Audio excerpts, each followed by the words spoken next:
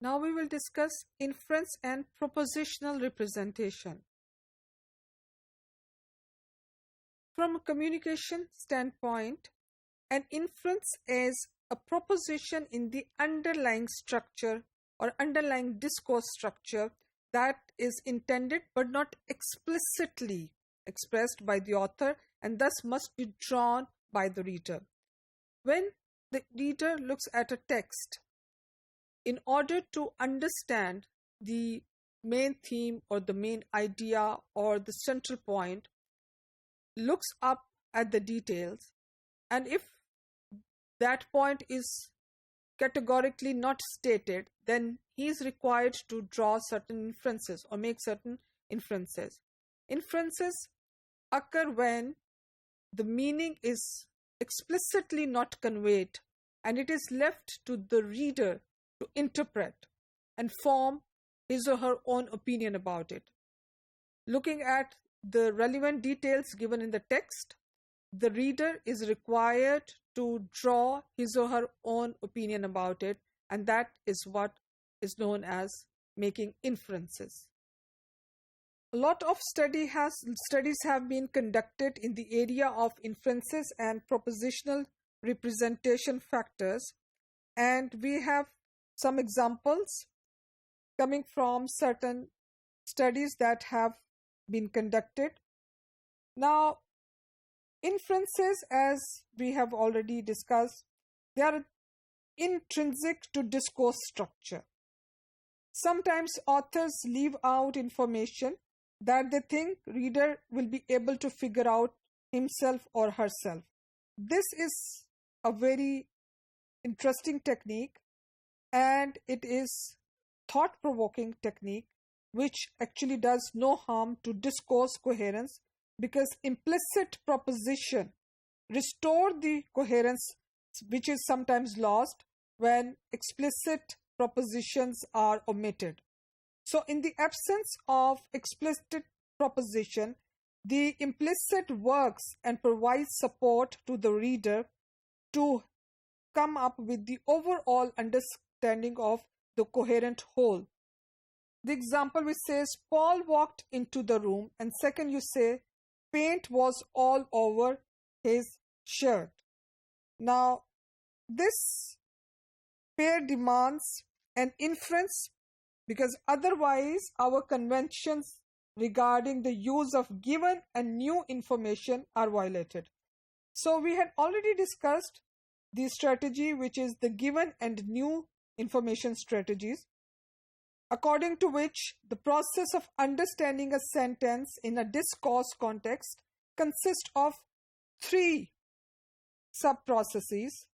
One is the identifying the given or new information in the text. So first is the identifying the new and given information in a sentence. Second is identifying the antecedent.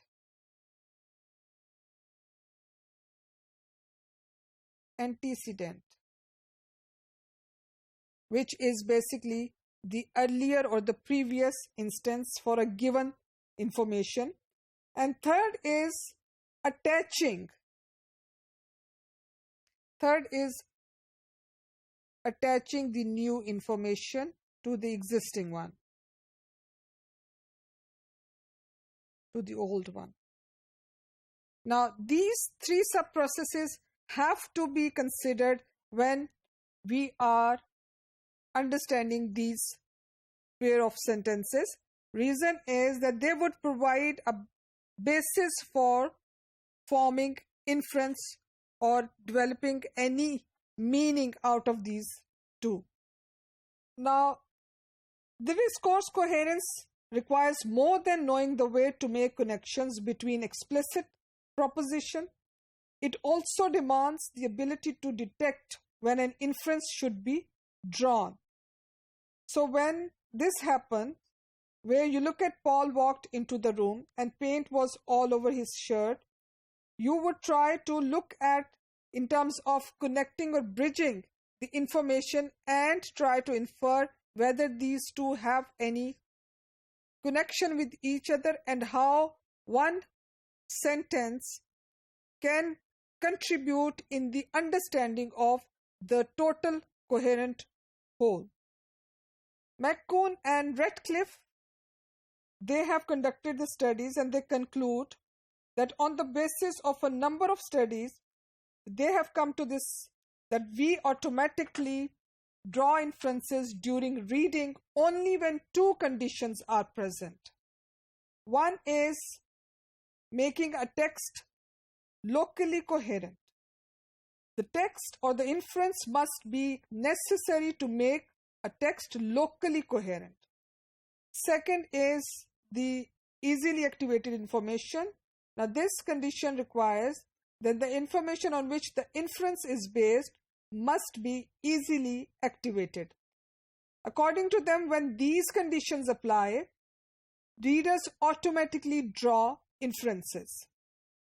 Another finding is that we store the implicit propositions right alongside the explicit propositions that have been derived from the text itself. So, storing of implicit proposition alongside the explicit proposition side by side. Now, if you look at these two sentences, one says a carelessly discarded burning cigarette started a fire. The other says a burning cigarette was carelessly discarded.